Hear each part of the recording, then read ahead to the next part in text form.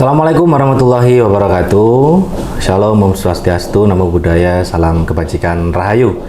Nah, akhirnya teman-teman sekalian, setelah tertunda cukup lama dan harus melalui beberapa tahapan rescheduling ya, baik dari kami maupun dari Ibu Irma, akhirnya hari ini kita bisa bertemu lagi dengan Ibu Irma Tiasari.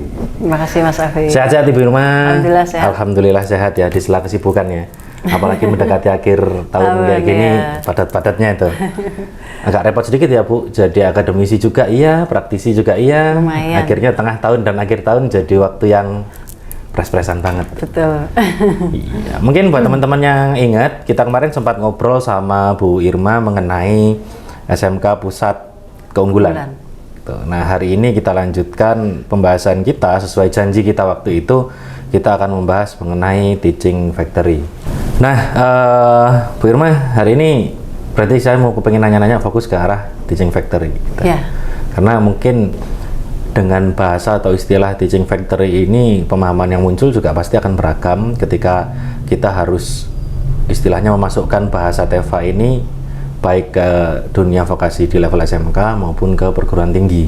Karena setahu saya sekarang di skema MBKM pun bisa ada semacam Teaching Factory sendiri ya, dengan 8 program yang bisa diambil oleh teman-teman mahasiswa. Nah, kita fokus ke teman-teman SMK sekarang, dari pusat keunggulan menuju TEFA. TEFA itu apa? Ya, kalau dari kepanjangan seperti yang tadi disampaikan ya, TEFA itu Teaching Factory. Jadi sebenarnya TEFA itu model pembelajaran, Mas. Jadi dia bentuk model pembelajaran yang berbasis industri. Artinya bahwa karena dia berbasis industri, standarnya, prosedurnya, pola kerjanya itu didasarkan pada pola industri. Nah, jadi bahkan mungkin kalau memungkinkan ya, suasananya itu ya diciptakan seolah-olah seperti industri. Nah, kalau kita berbicara industri ada dua, tidak hanya produk ya, tapi juga jasa. Ya, jadi kayak gitu.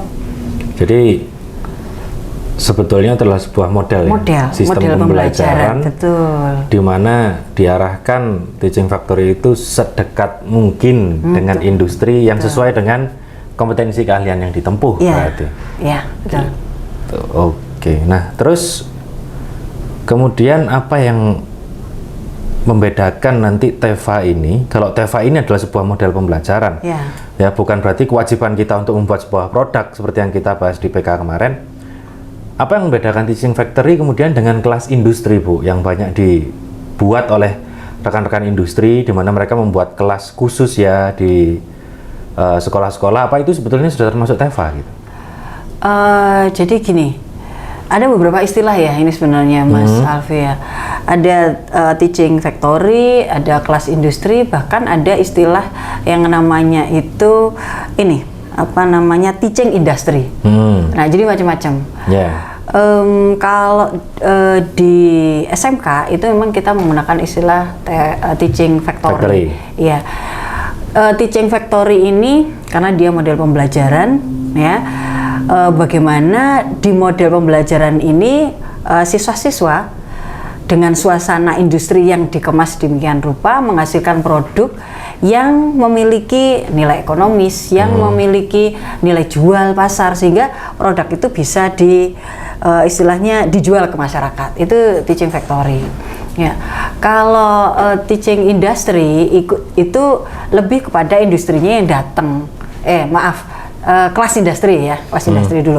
Kalau kelas industri itu lebih kepada industrinya yang datang ke sekolah begitu untuk istilahnya meng-create begitu ya satu aktivitas yang menggambarkan tentang kegiatan industri di kelas. Nah, kayak gitu, itu kelas industri. Beda lagi kalau teaching industry. Ya, itu kalau teaching industry ini lebih kepada konteks universitas. Jadi dia melakukan pengembangan riset, inovasi. Nah, hasil pengembangan riset inovasi perguruan tinggi ini itu dilempar ke industri, ditangkap sama industri, dibuat massal, ya, dipasarkan. Nah, beda. Jadi beda sekali, ya konsepnya.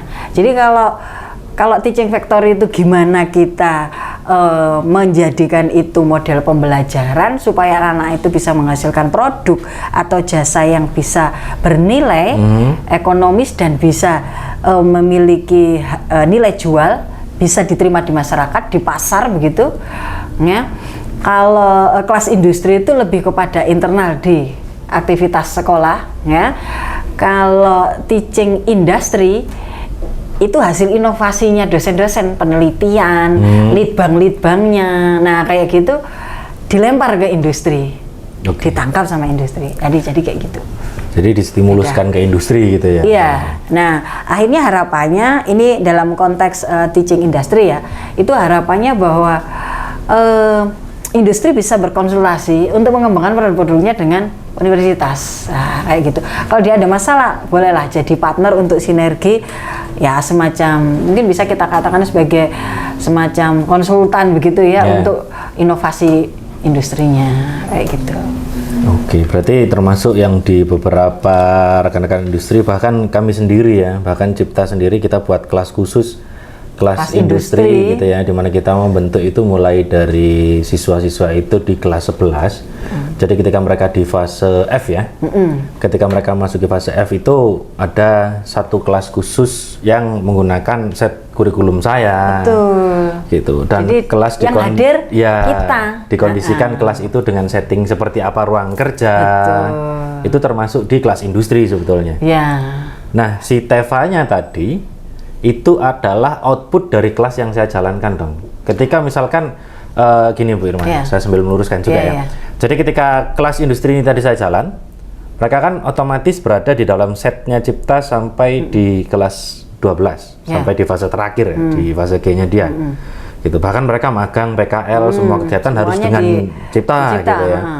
Lalu ketika ini sudah berjalan sampai angkatan ketiga, saya meletakkan di sana ada semacam pusat pusat penyediaan jasa untuk melakukan semacam membantu pendampingan UMKM katakanlah, pembukuannya untuk melihat perpajakannya gitu, dan kami menggandeng rekan-rekan profesi gitu. Itu Teva-nya di situ. Ya. Jadi gini, kalau Teva sama kelas industri itu kayak apa ya? Mereka menjadi input output. Ya. Oke, benar. Nah, jadi seperti itu.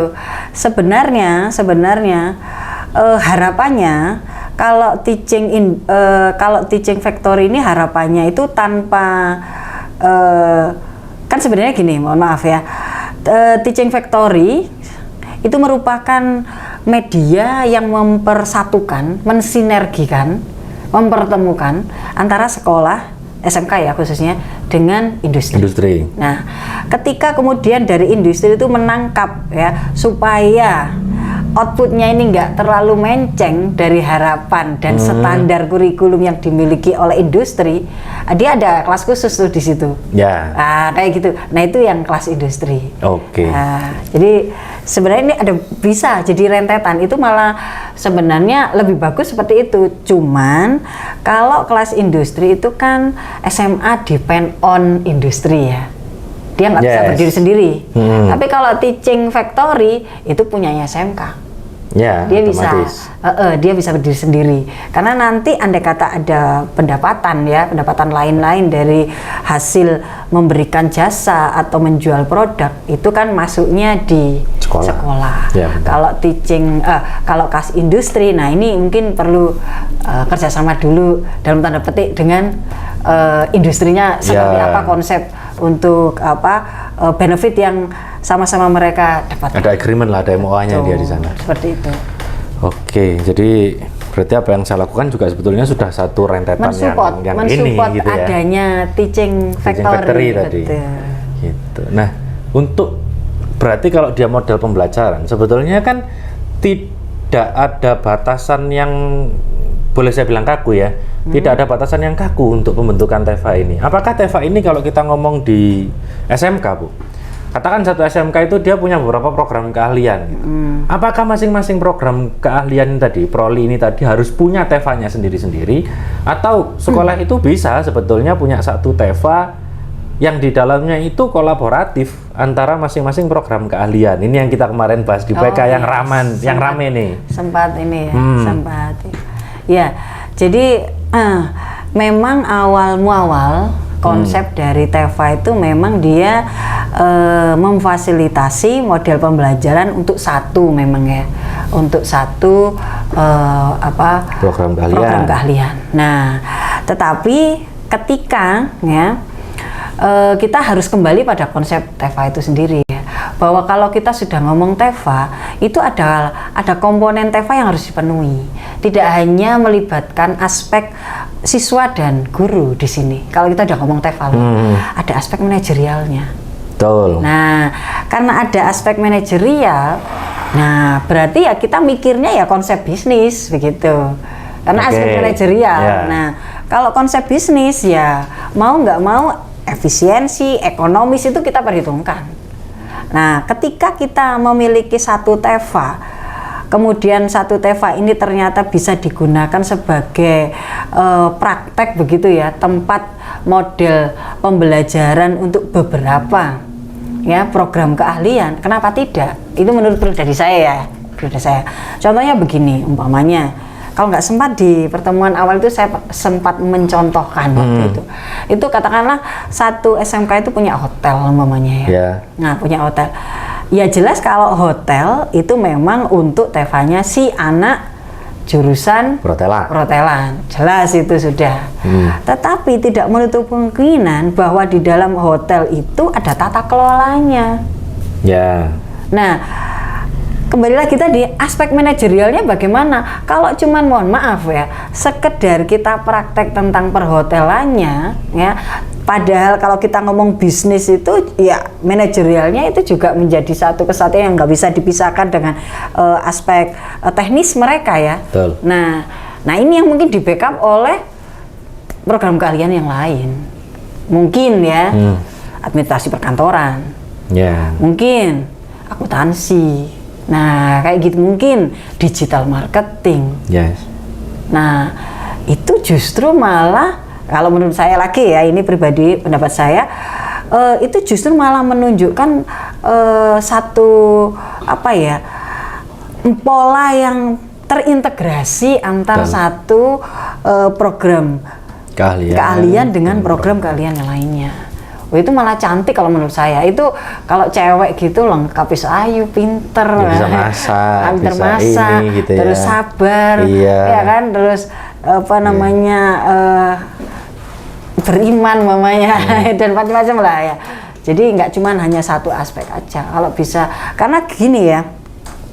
Kalau umpamanya kita mau teman-teman dari jurusan administrasi pengantoran umpamanya, TEFA-nya terus apa? Nah, kan gitu, ada pertanyaan kayak gitu. Akuntansi juga sama ya, Bu. Nah, TEFA-nya apa? Nah, sekarang kita kembali ke itu tadi, konsep industri tadi. Industri itu nggak hanya produk loh ya. Industri itu jasa juga.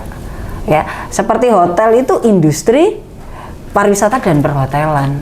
Ya, mereka kan jasa, walaupun di dalamnya mungkin ada industri kalau kita udah ngomong tentang restoran dan sebagainya. Ya kan? Itu kan bagian dari proses bisnisnya gitu. Tetapi kalau kita ngomong tentang industri, dalam hal ini adalah jasa, nah bagaimana ya kita bisa memberikan tempat bagi adik-adik untuk menjalankan TEFA mereka di hotel itu juga. Nah, ya mungkin disediakan back office-nya. Betul. Nah, kalau perhotelan mungkin lebih kepada front office ya, lebih kepada servis yang di depan menerima tamu, kemudian housekeeping dan sebagainya, ya kan. Tapi siapa yang backup administrasinya hotel ini? Manajemen perkantoran. Nah, itu kita buatkan aja TEFA di dalam situ. Ya administrasi perkantorannya si hotel. Terus bagaimana dengan pembukuannya, keakuntansiannya? Yaudah dibuatin aja di situ. Yang namanya back office itu bagian dari manajerial. Nah, harusnya itu yang bisa ditonjolkan. Berarti TEFA itu tidak harus menjadi unit laba, unit profit di sebuah program sekolah kan gitu, Bu. Katakanlah back office tadi juga TEFA sebetulnya bentuknya ya. Ya, jadi gini,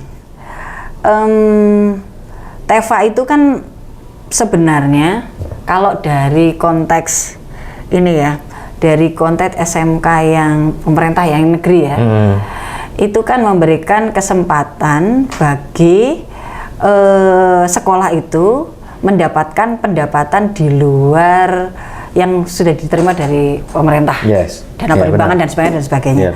Nah, dengan apa? Memberikan layanan perhotelan itu ada pendapatan kan gitu. Jadi bisa dikelola. Ya, itu maksudnya seperti itu. Dan itu sah. Nah, sahnya supaya itu bisa sah, akhirnya si SMK negeri ini ya harus jadi BLUT. Untuk memudahkan pengelolaan itu dari pendapatan operasional hotel. Nah, kayak gitu. Nah, sebenarnya ketika dia mengelola pendapatan hotel, ya, ini kan sebenarnya dia ya itu tadi butuh jasa untuk gitu mencatat pembukuannya. Nah, udah anggap saja ya. Ini si akuntansi ini menawarkan jasa pembukuan perhotelan. Berarti tetap ada feedbacknya juga buat si jurusan akuntansi. Karena bagaimanapun juga tujuannya TEFA ini kan mendapatkan penghasilan sebenarnya. Walaupun kita tidak money oriented ya, artinya bukan profit oriented, bukan profit oriented. Dan nggak harus semua jurusan mencari profitnya sendiri-sendiri keluar, gitu loh maksud saya tadi. Betul. Kan kalau ini mohon maaf kalau saya ngomongnya di luar konteks ya. Mohon maaf, ini hanya analog aja ya. Kalau kita ngomong konglomerasi, Mas, itu kan dari hulu sampai hilir. Hilir, betul. Kenapa TEFA tidak dibuat hulu ke sampai hilir gitu? Menurut saya gitu sih. Ya. Orang kalau mau bisnis, kalau pengen dia jadi konglomerat, emang ya hulu hilir. Betul. Kenapa harus melibatkan yang lain? Gitu. Dan kenapa kalau kita bisa buat bank, kenapa kita harus naruh uang kita di bank lain? Ya kan? Kan kenapa harus pinjam ke orang lain? Nah, kenapa harus? Duitnya muter aja di sini. Iya, muter di situ. Itu ada beberapa sekolah yang saya kunjungi dan kebetulan memang kerjasama dengan kita sudah menjalankan itu. Bahkan sekarang sudah sampai ke pengurusan BLUT juga. Kayaknya udah ACC sih Bu, udah jalan. Dan itu memang luar biasa sekali. Bahkan dimasukkan sampai ke program project based learning-nya mereka. Gitu. Jadi langsung ke TEFA-nya. Jadi semua pendanaan dari bank ini dialihkan ke siswa. Mereka di-push gimana caranya duit bisa balik lagi kayak gitu. Itu cakep sih. Dan memang kayaknya yang ya termasuk saya merasa ini jadi PR saya juga, gimana caranya sekolah akhirnya memahami bahwa TEFA itu sekolah di sini saya bahasakan berarti seluruh komponen ya Bu. Menganggap TEFA itu ya memang sebuah model pembelajaran gitu loh. Bukan semata-mata kita buka lapak buat menjual sesuatu. Kayak gitu. Padahal kayak tadi nih, misalkan kita bikin perhotelan katakanlah untuk service areanya, kemudian housekeepingnya, kemudian pengelolaan hotelnya, kasihlah ke teman-teman pariwisata dan perhotelan gitu. Di dalam situ ada administrasi otomatis, back office-nya kasih ke teman-teman manajemen perkantoran gitu ya. Pemasaran lempar kalau punya jurusan DKV, kasih ke DKV-nya, kasih ke bisnis daring pemasarannya. Pembukuannya kasih ke akuntansi kan gitu ya Bu. Restonya misalkan ininya kasih ke teman-teman pengolahan hasil pertanian ya, hasil pangan itu kemudian sama teman-teman tata boga kalau misalkan dia punya. Jadi di satu istilahnya kita cuma punya satu etalase gitu. Di dalam situ ada banyak hal yang kita letakkan di sana sebetulnya. Jadi tinggal nanti masing anggap aja karena gini ya. TEFA itu dulu kan semacam unit cost ya. Kok unit cost? Unit production, sorry. Istilahnya unit production. Anggap saja begini. Perhotelan unit production 1. Akuntansi unit production 2. Perkantoran unit production 3. Nah, tinggal lihat nanti ini yang kira-kira profitable yang mana, ini yang perlu dibantu yang mana. Nah, kayak gitu.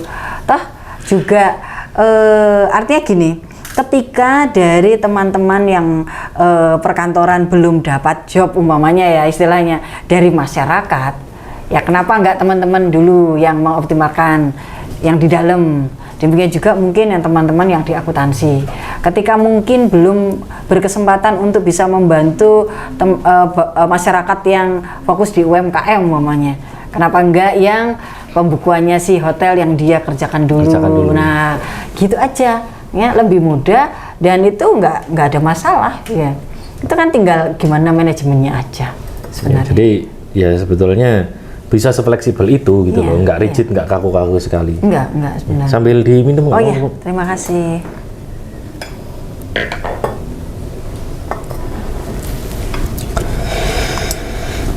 masih banyak masalahnya di luar yang menganggap ini Teva aku, ayo Tevamu apa kayak gitu. Dan akhirnya malah jadi saing-saingan satu sama lain, berusaha mencari rekanan industri yang kelihatan wah gitu ya. Fokus ke branding itu kadang-kadang yang saya kurang suka. Jadi bukan fokus kepada peningkatan mutu buat outputnya ya, kompetensi buat anak-anak ya. Akhirnya kan yang kita harapkan bukan jadi output tapi jadi outcome buat sekolah kan, harapannya itu. Soalnya gini Mas Afi, kenapa mereka itu kadang-kadang itu apa ya, yang dikejar branding dan mencari mitra ya, Dudi yang wah dalam tanda petik ya, menurut kacamata mereka ya. Nah, itu karena ada anggapan bahwa kalau Dudinya itu besar ya, itu bisa memberikan kontribusi bagi sekolah ya. Kontribusinya itu macam-macam ya, harapannya itu paling gampang kalau orang kontribusi ya dalam bentuk cash kan gitu ya. Entah itu beasiswa, entah itu dia kasih apa namanya dibuatin gedung ya, fasilitas ya, CSR-nya ya, lah istilahnya. Entah, nah kayak gitu tempat praktek itu sebenarnya awal kenapa mereka fokusnya ke sana kayak gitu. Sekaligus branding BPDB juga kali ya dalam penyaringan gitu mungkin. Ya tapi mudah-mudahan nanti semakin ke depan dengan apalagi kurikulumnya sekarang memberikan banyak kebebasan, maksudnya Teva bisa betul-betul jadi ini gitu loh. Bahkan ini yang lagi mau saya garap, gimana caranya saya akan mencoba untuk membuat penggerakan sekolah-sekolah itu Tevanya kalau bisa dibuat secantik itu tadi. Ya walaupun kadang-kadang kita percaya ya kalau sesempurna itu rasanya agak susah gitu.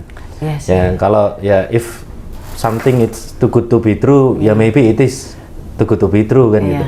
Tapi itu yang pengen coba saya push. Jadi gimana caranya sekolah nanti bisa sama seperti perguruan tinggi lah minimal. Selain mereka tadi punya accounting center misalkan, kita bisa bantu mereka juga untuk bikin inkubator bisnis. Nah kalau punya Inbis itu memfasilitasi per masing-masing jurusan, oke gitu. Bahkan memfasilitasi anak-anak yang sudah berwirausaha sendiri, di situ juga bisa gitu loh. Dan itu rasanya juga mau dijadikan, kalau kita mau berorientasi pada profit pun itu luar biasa sekali pasti impact-nya. Dan luar biasa juga buat anak-anak ketika mereka dapat kesempatan langsung kayak gitu. Ya mudah-mudahan bisa ini. Untuk Teva, pembentukannya apakah harus melalui skema pusat keunggulan? Jadi gini, Teva itu kan awalnya kan tahun 2015 ya Mas ya? Iya 15 benar. 2015 itu ya itu tadi istilah yang sering disebut itu awalnya adalah unit production ya kan? Terus kemudian apa namanya berkembang jadi Teva. Nah karena ada data istilahnya gitu ya, ada data yang menunjukkan bahwa ternyata SMK itu memberikan kontribusi terbesar bagi pengangguran di Indonesia. Katanya ya. Nah itu akhirnya bagaimana jadi istilahnya dirjen vokasinya ya nggak terima kan ya. Ya benar. Istilahnya kan dianggap kayak istilahnya kayak nggak ya, ada jadi salah-salahan gitu ya, nggak ada ininya. Nah seperti itu. Akhirnya bagaimana kemudian mereka ini membuat satu program yang bisa menghapus itu. Ya. Apa sih masalahnya selama ini? Ini dulu ya. Bahwa karena gini, mereka itu ketika lulus itu nggak cocok yang istilahnya dipakai di industri. Ya link and match-nya itu nggak ada. Nggak gitu. Jalan. Bisa jadi juga biaya praktek di sekolah juga relatif sangat rendah. Ya, karena tidak semua SMK kan ya bisa memiliki fasilitas yang bagus, yang bisa praktek kapan saja, kan gitu. Sehingga akhirnya ketika diharapkan anak-anak yang sekolah di SMK ini langsung kerja, kan tujuan utamanya kan itu ya kalau SMK. Ini malah persentasenya lebih tinggi dari sekolah yang memang tujuannya tidak untuk bekerja. Nah itu, jadi untuk istilahnya menjawab tantangan itu tadi, ini kan bagian dari tantangannya.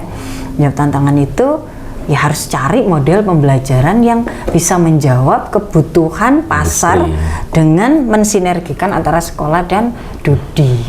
Jadi apa yang Dudi inginkan, ya udah diajarin di situ, pakai kurikulumnya Dudi. Begitu dia keluar, udah langsung ditarik. Ya, minimal lah mereka gini, minimal kalau mereka nggak bisa merekrut, mereka istilahnya bisa menyalurkan karena tahu kemampuan si lulusannya, yang kompeten, yang dan sebagainya dan sebagainya, kayak gitu. Selain itu, Mas, Teva ini ya apa namanya? Karena suasananya, prosedurnya, skemanya, semuanya itu mengacu ke industri, akhirnya ada yang didapatkan tidak hanya skill hardnya saja, hard skillnya, nggak hanya sekedar umpamanya kalau dia jurusan apa perhotelan, nggak hanya dia itu pinter nata ini ya, pinter menyambut tamu, pinter apa, kemudian kalau akuntansi pinter jurnal, nggak sekedar itu ya. Karena suasananya itu harus di-create sedemikian rupa untuk menyerupai suasana industri, ada soft skill yang diajarkan di sana kayak gitu. Gimana harus disiplin. Nah, jadi kalau mau menerapkan Teva, ya kudu kayak orang kerja, ya on time ke datangnya. Ya, apa namanya, produktivitasnya ya sesuai dengan target yang ditetapkan. Hari ini 10 ya kudu 10. Kalau umpamanya tidak 10 ya kenapa harus dievaluasi kayak gitu. Terus alatnya ya harus alat yang terstandar industri. Nah, jadi seperti itu, Mas Alfi. Berarti nggak harus dari PK juga sebetulnya awalnya. Ketika kita bisa melakukan hal-hal yang bisa kita buat itu jadi Teva, nggak masalah juga. Nggak harus menunggu dapat PK lah istilahnya. Jadi PK itu memang dulu COE ya? Dulu COE, ya Center of Excellence. Ya, sekarang pusat keunggulan. Sebenarnya itu sama aja sih. Cuman diganti bahasanya aja, dialih bahasa kan. Terus kemudian juga ini, kalau COE memang fokusnya di fisik ya. Oh ya benar. Bantuan fisik. Tapi kalau PK ini ke soft skillnya. Jadi lebih bukan ke diutamakan untuk perubahan mindset. Nah itu loh. Ya, karakter mindset, ya. Karakter. Jadi attitude. Nah kayak gitu. Jadi SMK PK itu lebih ke sananya. Nah si siapa ini? PK itu memang programnya pemerintah untuk percepatan itu, untuk memfasilitasi itu. Karena salah satu output yang diharapkan oleh SMK PK itu mereka bisa menularkan. Jadi katalis lah. Iya, jadi menularkan ke SMK-SMK yang ada di lingkungannya. Katakanlah umpamanya di Malang ini ada 3 PK. Ya 3 PK ini harusnya jadi rujukan SMK-SMK yang lain. Atau kalaupun nggak rujukan ya mereka menularkan. Ada tanggung jawab seperti itu, Mas. Itu PK. Asalkan atau selama, ini agak pedas sedikit ya Bu, selama mereka yang dapat PK kemudian tidak merasa gengsinya jadi tinggi karena saya dapat PK, kan kadang-kadang ada saya nggak ngomong gitu loh Bu. Memang karena mungkin karena faktor kompetisinya itu gitu, yang kadang-kadang orang ya mungkin orang kita itu kalau sudah masuk di aspek kompetisi itu anggapannya wah gitu ya tapi seharusnya kan nggak gitu ya, karena kita menjadi katalis kan harusnya. Betul. Dan membantu yang lain juga untuk naik juga gitu. Ya, luar biasa sih. Dan memang dengan meratanya PK tadi nggak hanya untuk teman-teman dari negeri aja ya, bahkan swasta juga bisa mengajukan untuk itu. Rasanya semakin banyak memang titik-titik awal, semakin cepat juga nanti persebarannya gitu. Ini sudah tahap ke berapa Bu? 2 ya? 2. Jadi memang Mas Menteri ini mindsetnya sedikit berbeda memang ya. Jadi perhatian Mas Menteri ini beliaunya ini tidak membedakan antara organisasi, artinya sekolah swasta maupun negeri. Selama dia bisa menunjukkan keunggulannya ya kenapa enggak gitu. Biasanya memang yang agak sedikit-sedikit nakal dan bedik itu karena merasa tidak diwadahi itu loh. Ya, tapi selama attitude-nya masuk kan nggak masalah gitu. Akhirnya ya jadi gitu. Ya, jangan merasa dong teman-teman kreatif ya. Oke, jadi ini menegaskan bahasan utama saya setiap projo ya. Kemarin meskipun mau di region 1, 2, 3 kemarin, saya selalu ngomong sama adik-adik sekalian Bu, bahwa template-nya industri sekarang bahkan bukan cuma industri tapi profesi juga ya Bu. kita nggak mencari orang yang pintar sebetulnya. Karena nomor satu rekrut by attitude dulu. Beretik. Yes, yang nomor dua soft skillnya, baru nomor tiga hard skillnya gitu ya, kompetensi keahliannya. Gitu. Masalahnya kalau keahlian ya, kita training 3 bulan mungkin bisa. Jadi. Tapi kalau karakter, ya. Mau setahun kalau dia nggak ada upaya nggak akan berubah. Itu memang harus. Dan etikos itu kan sesuatu yang timbul dari kebiasaan. Betul. Ya harus ya bagi teman-teman harus punya kebiasaan baik lah mulai sekarang. Kalau kepengen dekat dengan industri, nggak harus kamu pintar sebetulnya, karena pintar bisa dibentuk karakter yang itu tadi yang bagus-bagus tadi. Ya bisa yang bisa dibentuk, cuman harus ini ya perlu waktu. Oke. Selain TEFA, berarti Bu, kalau kita bahas tadi masalah TEFA dengan segala permasalahannya ya, termasuk akhirnya jadi unit persaingan, harus kompetitif akhirnya, ayo punya aku ini nih, punyamu apa gitu, atau nanti gimana caranya.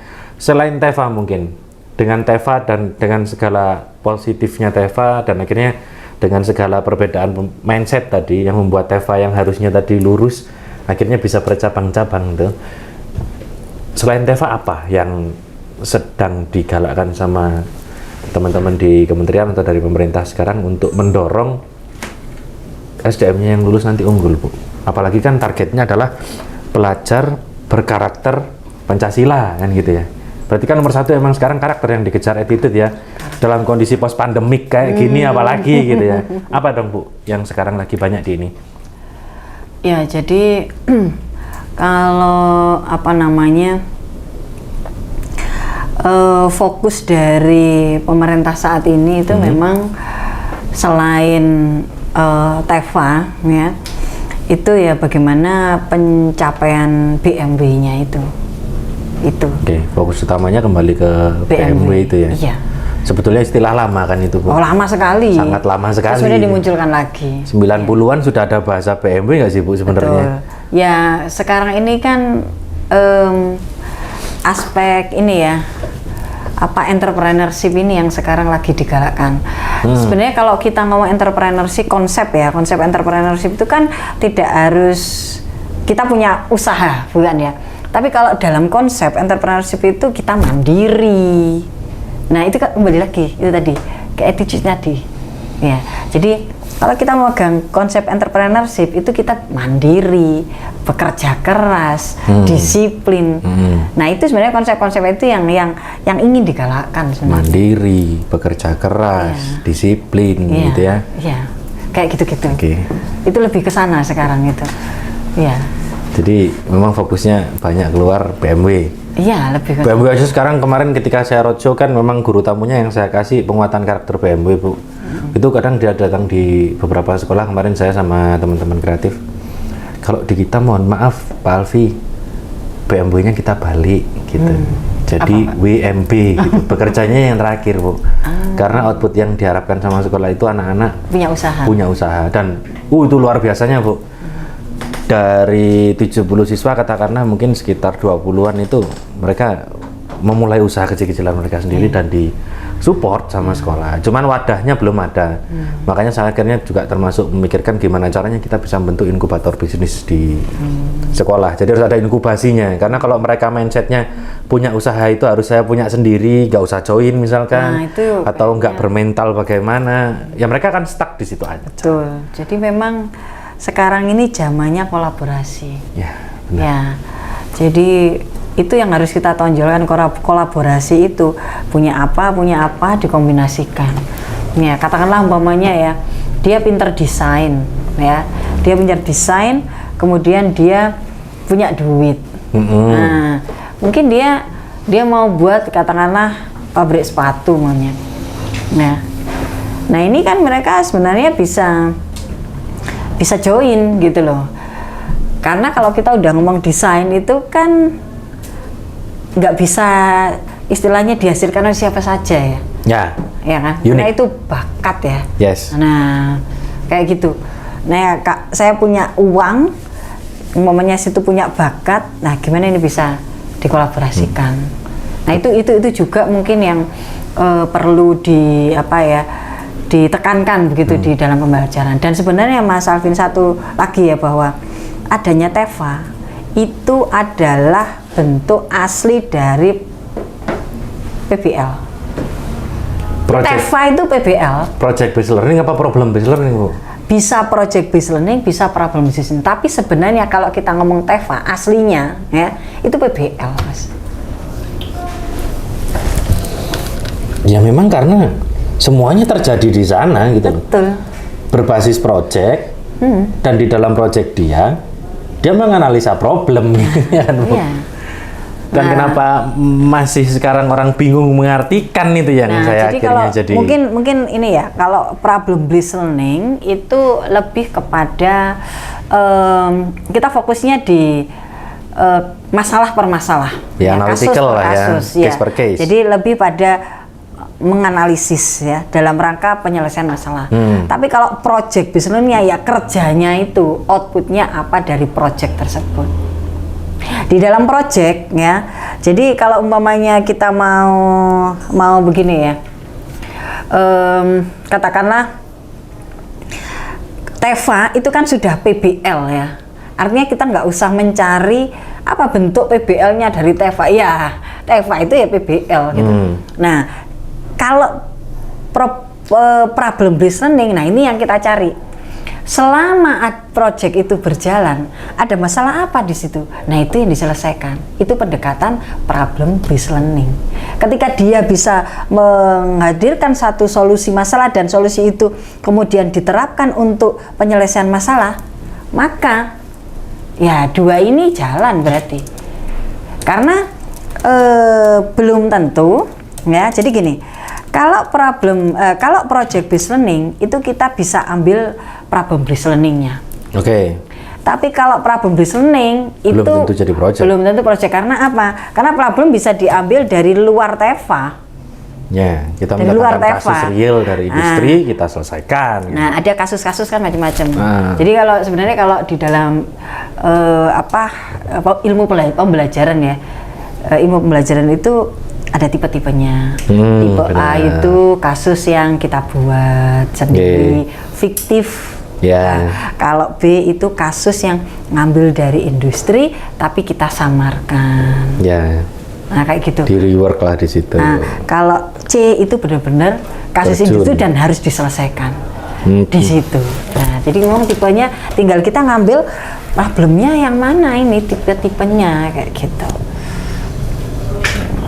Wah, itu kalau kita membahas project based learning dan problem based learning jadi satu konten sendiri.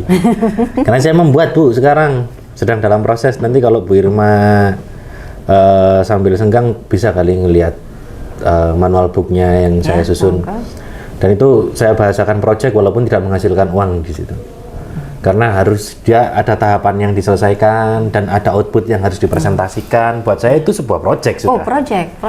Gitu. Project memang ya di dalam konteks ini ya, definisi project itu output memang ya, output ya. Kalau output ini nanti menghasilkan uang ya itu perkara lain lah nanti.